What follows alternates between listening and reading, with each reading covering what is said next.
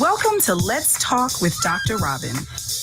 In this podcast, topics will be discussed that promote the daily management of life. While this information is meant to supplement your journey towards healthy emotional well-being, it is not intended to take the place of seeing a licensed mental health professional. I am Dr. Robin C. Wiley, a licensed clinical social worker with a private therapy practice in New Jersey. Thank you for joining today's conversation.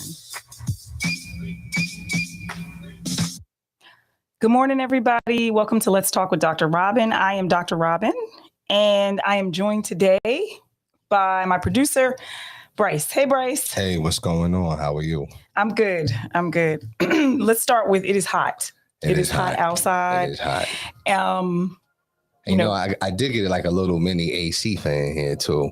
It's like one of these cool fans, but it's not hot in here. Like I feel okay in here. Yeah. I'm just saying it's hot. Like it's hot outside. Yeah. Like and it's going to be really hot today. Yeah, and this is the type of heat that is when you first wake up in the morning. Sure. There's no adjustment. No, it's just hot. If you go outside, it's just hot automatically. Just hot. So just nothing but heat. So yeah, nothing but heat. Like we live out west somewhere. Right. So yeah. So I hope everybody's doing okay. I know, we've been kind of doing like a every other week sort of thing, just because, it's the summertime. We got stuff going on, You know what I mean? And I'm sure you guys too also have stuff going on. Summertime. But today, we're talking about, before I get into what we're talking about, I just want to say, like, a lot of times we're kind of like going through life, yes. Sort of just, it's like, are you living life or is life living you? I've heard that phrase before and I've used that. I kind of think about that sometimes, but, often we're just like, the day-to-day grind, just living life, Right. But do we really know like how we're doing?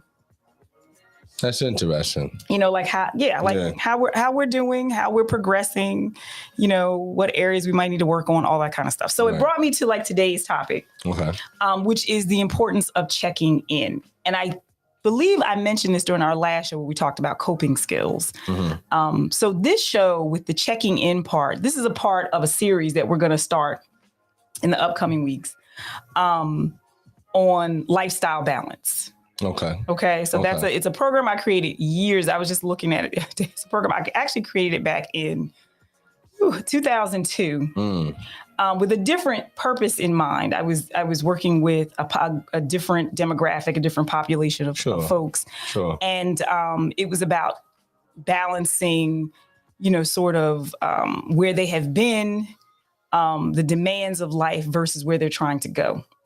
And so I'm tailoring it for our audience because I think it's still applicable. Sure. But this importance of checking in is a part of that group or curriculum that I put together. Okay. And so I thought it'd be good to talk about that today because we talked last week about, not last week, but a couple weeks ago about the, coping skills and the importance of like self-awareness and how, that self-awareness of how we're coping, how we're adjusting to things, what we're doing in life, how that can be important to us. Right. So, this importance of checking in and what a check-in means. And that's kind of almost like a self-assessment. It's like, taking a look at yourself, because we do this, we'll check on others. I've seen all these posts recently about, check on your friends, check on, and people will say like, the person who seems to be doing okay, like, check on that person because they might not be doing okay, or how people don't necessarily always ask for help or what have you.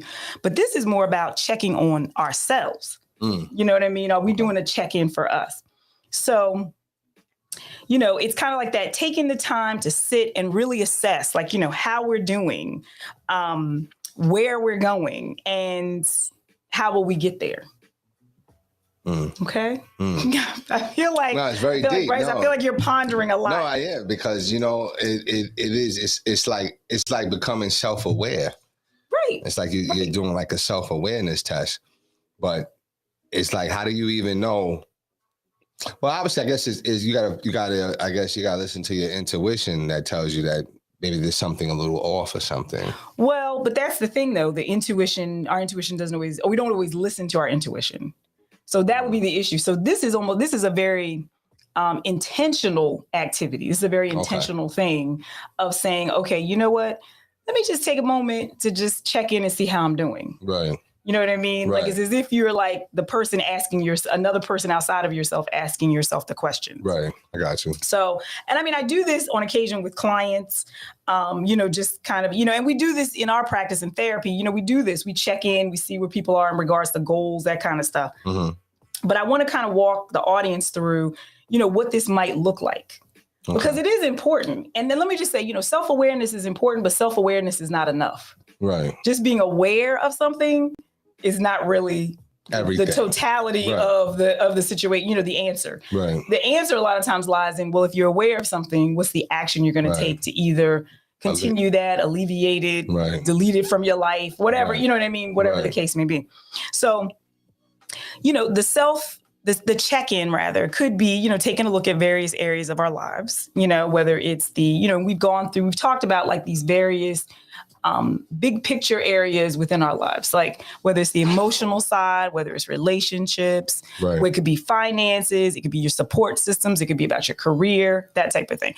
And it doesn't have to necessarily be focused on like the negative.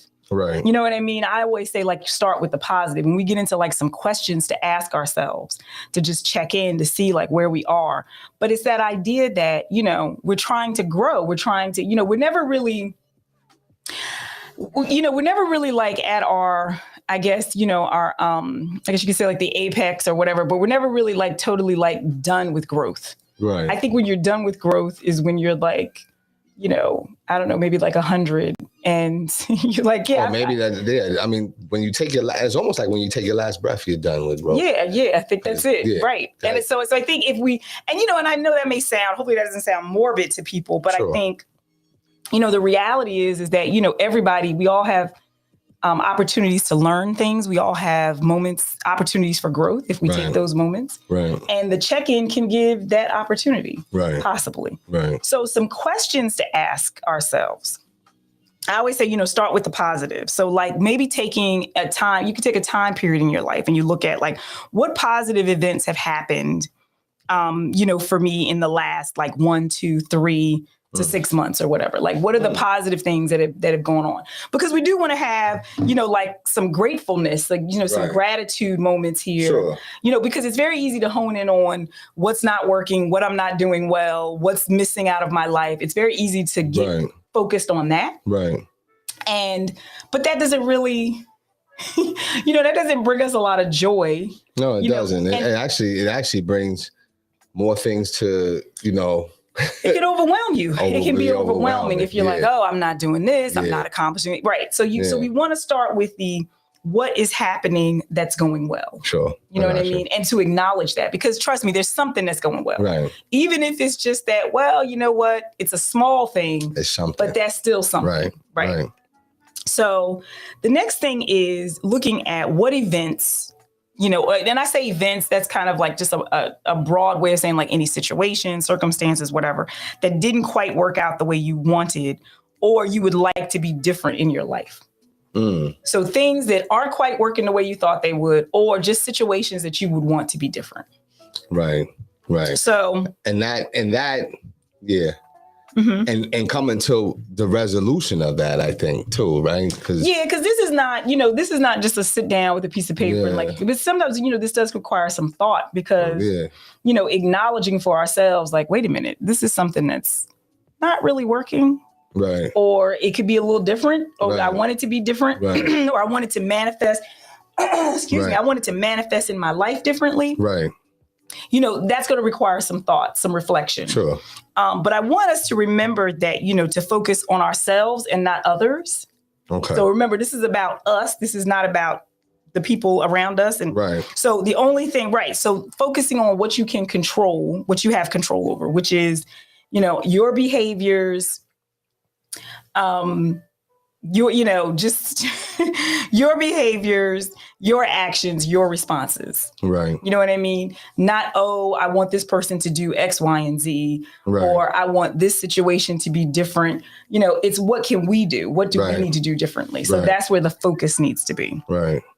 Okay.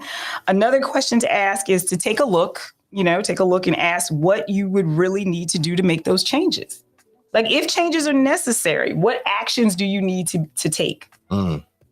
So like, for instance, if somebody's not happy in their career, or they feel like, work is stressful or whatever. And we see that with a lot of folks. You know what I mean? A lot of people are especially during this pandemic too. Yeah, especially people have realized a lot about work situations and work environments, and they don't want to work in those environments. Things have changed. Right. Things have changed tremendously. I don't know necessarily that the industries that we work in have changed. You know what I mean? I think what's happened is employees are changing their perspective, and that's why there's been like this mass exodus. That's true. Of people leaving the workforce and doing other things. That's true. Because I think, employers have not necessarily changed completely. They're still running business as usual. It is what it is. Right. But the employee's like, well, wait a minute. No, I know how to do my job differently now. Or I can do this from home. Right. That's what I'm saying. Your job is set up that I can't do it from home. Right. So therefore I'm gonna make some other choices. Let me find something else to do. Yeah. So no, you're right. So sometimes it may require some action. Like I said, self-awareness is great, being aware that you have a concern or an issue, but that's not always enough. Right. And so there is possibly that reason that need to take some type of action. And then it's deciding, what that action needs to be. And, and that can be the rub, so to speak. Right. You know what I mean? Because it's like, oh, I got to make some changes. And, and most of us are not very comfortable with change. Change can be difficult because it's uncomfortable. And a lot of times we don't want to be uncomfortable. So the next question to sort of ask yourself is, what is your level of motivation to change this situation or whatever it is? Or even if it's like a behavior or whatever, is that low or is that high? And on another time, we'll talk about like, where we are in the stages, because there's like a whole thing about the stages of change, and that oftentimes like, we're in that pre-contemplative stage or that contemplative where we're like, I think I got an issue. So we're just thinking about it, but we haven't made a decision to really do anything to change our situation. Right. And also, what influences the motivation? You know what I mean? Like, what is influencing that motivation? So, I'll give an example. It's just like, sometimes, when people make the decision to like change careers or do something different, sometimes that requires them to go back to school or what have you. And I realize, a lot of times people are like, well, I don't want to incur that expense. That expense of going back to school, or they will say, well, actually the bigger one probably is like the time. I don't think I have the time to do all that. I don't think I have the time to go back to school, all that kind of stuff.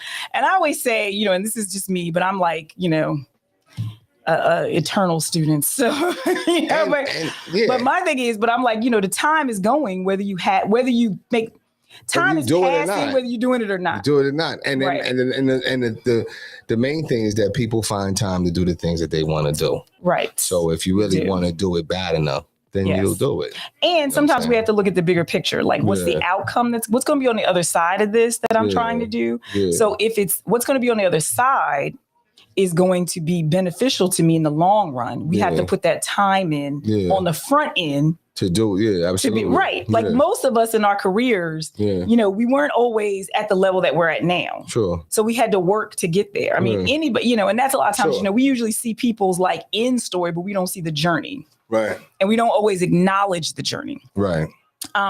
So when you think about your where that level of motivation is, you have to kind of know that. And you have to be honest with yourself about it. Like, am I really, because, people will talk about something. Oh, I'm very dissatisfied with this area of my life, or I don't like this, or I want to change this. But, we can talk it to death. But if we don't take the action, then nothing's going to change. Right. Sometimes, something may change, it may get worse. Right. So, but a lot of times it's not going to get better on its own. Right. So I think those are all things we have to consider. And then the last question, at least the last question that I have is, what is possible for you to do next? Like, what's a possibility? Like, what's something that you could do? So like, what's a small step? So sometimes it's about the research on whatever it is you're trying to do, or sometimes it's having a conversation with somebody. There can be smaller steps that we take that lead to those bigger outcomes. And sometimes, we don't realize that. Like, we just look at like, okay, I need to change something in my life. And we just look at the big change that needs to happen, not the smaller steps you can take to get to the big change. Yeah. Right. Yeah. But sometimes all those steps add up. Yeah, sometimes it's just hard getting started. You know what I'm saying? It can be. Yeah, it can be. You said the pre-contemplative. Yes. Sometimes that pre-contemplative, it gets overextended. Right. Those of us who are procrastinators. Right. There's no timeline. It's like there's no timeline to the pre-contemplative stage. Right. You can stay in that stage because that stage really isn't on the stage of change anyway. That stage is just like, you just out there like, I don't even know if it's really a problem. You're thinking about some things. Yeah, you might think. But sometimes though, I think we have to, that's where that taking that moment and that check-in helps, because then you're really looking at the situation without the blinders on, because sometimes we're like distracting ourselves with other stuff. Right. So it's just, and like I said, this applies to any area, anything that, we feel like is no longer working for us. Because that's really what we have to acknowledge. Are the situations I'm involved in, are the circumstances in my life working for me or working against me? Right. And so sometimes that acknowledgement is what can be difficult for us, because it is like being honest with yourself. Well, that's yeah, but which can be very tough. It can be very scary. I think having just getting to that truth can be scary. It can be scary. It could be, like you said, being honest with yourself. Some people choose to like just, keep ignoring things or keep staying in that pre-contemplative because understanding the truth or whatever, or getting to it, or those small steps, so to speak, are very scary. Yeah, it can be. And taking those first steps can be very, very scary. Very scary. But I think sometimes it's just like, we got to go through a little something to get to the other end. And sometimes what's on the other side or in the end, the light at the end of the tunnel, is beneficial for us. So in order to grow, there has to be a little discomfort. Yeah, it does. Yeah. And some of us try to avoid discomfort, but you get to a point in life where you just can't avoid it. No, you can't. And here's the thing. A lot of times the current situation is uncomfortable too. Yeah. So you're already in discomfort. Yeah. You know what I'm saying? Because we don't realize. So it's just like people trying to because sometimes, I put, one of the areas of life is sometimes the emotional piece. Right. So sometimes people are struggling emotionally because of some things that have occurred in their life in the past. Right. Things that were outside of their control or whatever, but it's still manifesting itself in your life today. Right. So what happens is there is benefit in reconciling that stuff and really and recognizing that, okay, a lot of that stuff wasn't your fault, acknowledging how it's manifesting itself in your life now, how it may be affecting your relationships, that type of thing. But what happens is a lot of times it's so uncomfortable for people to talk about it because they haven't done it. They don't want to deal with it. So they don't want to deal with it, but not realizing it's still causing you discomfort. Yeah. The difference with the type of discomfort I'm talking about is that discomfort is very intentional. So you're intentionally dealing with whatever your issues are or acknowledging this is how it was in my childhood, whatever the case may be, so that you can now get on the other side of that discomfort. Right. Gotcha. So there's an intentional process that's going on, and oftentimes that is done with a therapist, but sometimes people are able to reconcile that stuff on their own. Sometimes it's acknowledgement of like, this is how things were. Right. This is how it was. This is what I went through. And now I see why I'm behaving the way I am today. Right. Right. So that can be a part of the check-in too. But I think the beginning of the check-in is really, just trying to say like, okay, how am I doing? You know what I mean? How am I doing in this day-to-day functionality of life? Called life, right? How am I dealing with things? Yeah. Am I dealing with things the right way? Am I overly stressed out? Are there situations that I can change in my life that, would help to contribute more to my well-being? Yeah. Those are all things that, and I feel like, we need to check in periodically. I mean, I don't know if people put this into practice now, if people have ever really even heard of it, but I think, checking in with yourself, not just at milestone ages, because sometimes people do it that way, but I think, I think it should be like annually, just like how we go to the doctor to get an annual checkup. Right. You go to your doctor, get a physical annual checkup just to make sure everything's okay. Right. This is more of a checking in. This is checking in on yourself. Right. And, and not to say it might be, the physical might be part of that because some of us are not going to the doctor. People are not doing that too. So we need to just make sure we're just checking in on everything. Right. And I just wanted to conclude with, checking in with ourselves is important. It's important for self-awareness and to create change within ourselves, which is necessary for continued growth. Okay. So that brings us. It's very deep, man. Very deep, Well, and just very something for us to think about. Informative. I think for me, I think you know what I mean. Like you know, it's funny because when you're running through the rat race, so to speak, right? You're not really. You could get hit, or you could get whatever, but you're constantly just running. So your adrenaline is pumping. Yeah. So you're not really feeling the. You're not feeling the hits or the wounds. Right. It's only when you have moments of rest, then you say, or to sit and reflect. Yeah. And that's when you say, I think I might be a little wounded. Yeah. Or I got to do some stuff differently. Right. This is a situation in my life that I might need to change a little bit. So, but coming to that understanding is difficult. It can be. You know what I'm saying? Because of the pride and the ego. Like, nah, I'm good. Oh, yeah, the ego kicks in. I'm good. Yeah, the ego definitely kicks in sometimes. But you're not really good, though. And like you said, it could be those things that's stopping you from being on the other side of things. And that, And that's what we're looking at. Yeah, very what's holding us back versus what's helping us to push forward. Very informative. So, all right. So that's our show for today. Thank you all for joining us. Please, share, like, subscribe to our YouTube channel. And until next time, be well, be great, be you.